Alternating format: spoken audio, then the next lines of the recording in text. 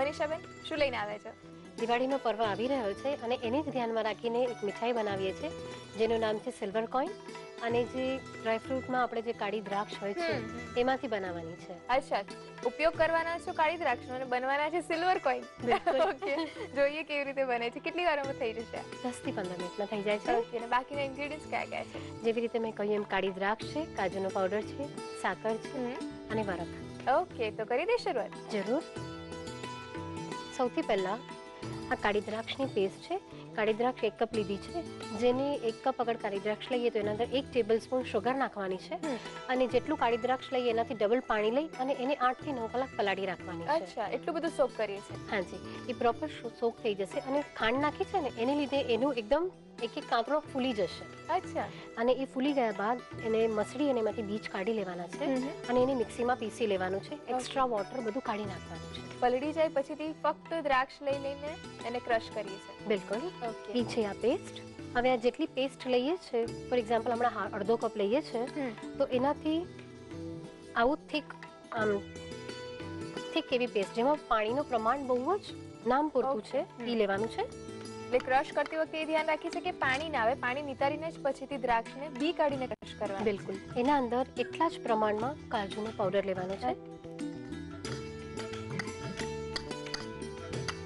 અને એટલા જ પ્રમાણમાં આઈસિંગ શુગર. ઓકે. એટલે અહીંયા અડધો કપ કાળી દ્રાક્ષનો પલ્પ છે, અડધો કપ કાજુનો ભૂકો છે અને અડધો કપ આઈસિંગ શુગર છે. ત્રણેય એક સરખા માપ લઈએ છે. બિલકુલ. આપ ગેસ ઓન કરો, બરાબર મિક્સ કરી લઈએ. દ્રાક્ષનો જે ક્રશ છે એકદમ પલ્પી છે એટલે આઈસિંગ શુગર નાખીશું તો એ વધારે બેટર રહેશે. એની બાઇન્ડિંગ સરસ મળે છે. કંઈક નવી જ રીતે કાળી દ્રાક્ષનો ઉપયોગ કરે છે. નોર્મલી કોઈ મીઠાઈ હોય તો એમાં થોડું ડ્રાયફ્રૂટ્સ એડ કરી એ વખતે કાળી દ્રાક્ષ વપરાતી હોય છે. આમ ફક્ત કાળી દ્રાક્ષમાંથી આખી એક સ્વીટ બને એવું બહુ ઓછું હોય છે. બિલકુલ આવી જ રીતે જરદાલુમાંથી પછી અંજીરમાંથી પણ પલાળીને આવી જ રીતે પ્રોસેસથી મીઠાઈ બને છે. અને ફાસ્ટ ગેસે જ કરવાની છે. ઓકે. અને નોનસ્ટિક પેન જ લઈએ છે? હાજી. અથવા જાડું એલ્યુમિનિયમની વેસલ હોય તમારા પાસે એ બી ચાલે. ઓકે.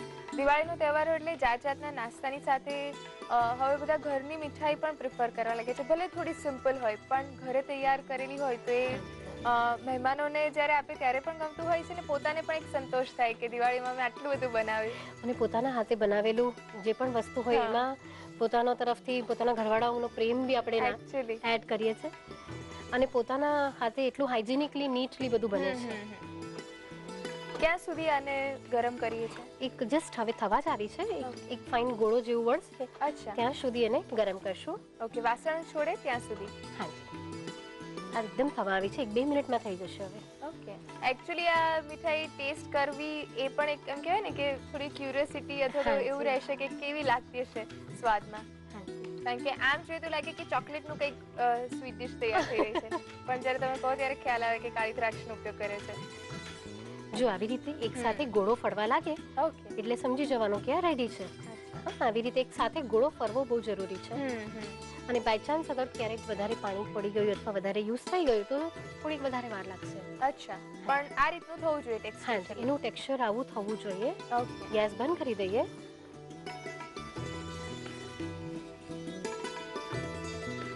મિક્સર રેડી થઈ ગયું છે, ઠંડુ કરી લઈએ.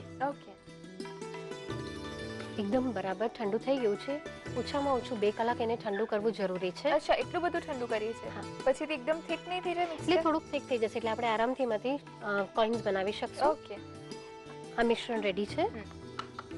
એને થોડું સ્પ્રેડ કરી અને એમાં 1/4 ટીસ્પૂન બ્લેક કરન્ટ એસન્સ, થોડું બ્રાઇટ ફ્રેગ્રન્સ આવે એની માટે. 100% ઓપ્શનલ છે, નહીં નાખો તો બી ચાલશે. ઓકે. પણ પ્રોફેશનલ ટચ આપવા માટે એટલું એડ કરશું.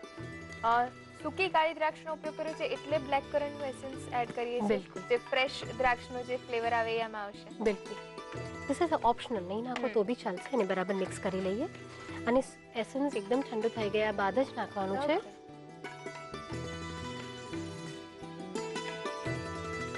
મિક્સ થઈ ગયા બાદ એના કોઇન્સ બનાવી લઈએ.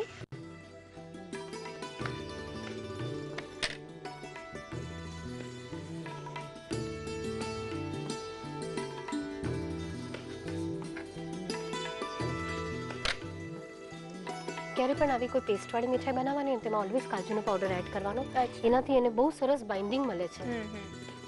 કોઇન્સ વળાઈ ગયા છે.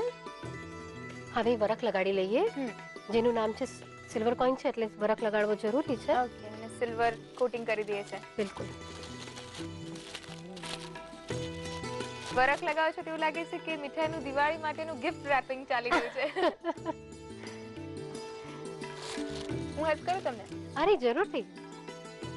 દિવાળીની તૈયારીઓ આમ પણ સાથે મળીને કરીએ તો બેટર છે. એની મજા જ અલગ હોય છે. દિવાળીનો પર્વ જ એવો છે ને કે બધા લોકોને ભેગા કરી દે છે. વરખ બધા લગાડી દીધા છે. હવે ઉપર બદામ અને પિસ્તાના કાપ મૂકીશું. આ બદામના કાપ થોડું પ્રેસ કરી લઈએ છે. હાજી. લાગી જશે ખરું કે વરખના લીધે ઉખડી જાય? ના, લાગી જાય છે. પ્રેસ કરી દઈએ છે ને તો લાગી જશે. પિસ્તી છે એના કાપ છે.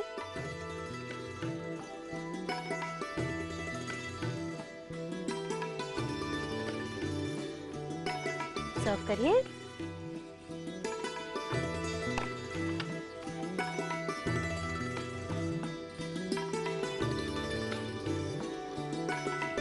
દિવાળીના પર્વને માટે આવકારવા માટે બનાવેલી છે એક સિલ્વર કોઇન, જે આપણે દિવાળીમાં બનાવી અને એનો ખૂબ જ આનંદ લઈ શકીએ છીએ અને ખૂબ ઇઝી છે. એકદમ તૈયાર છે સિલ્વર કોઇન.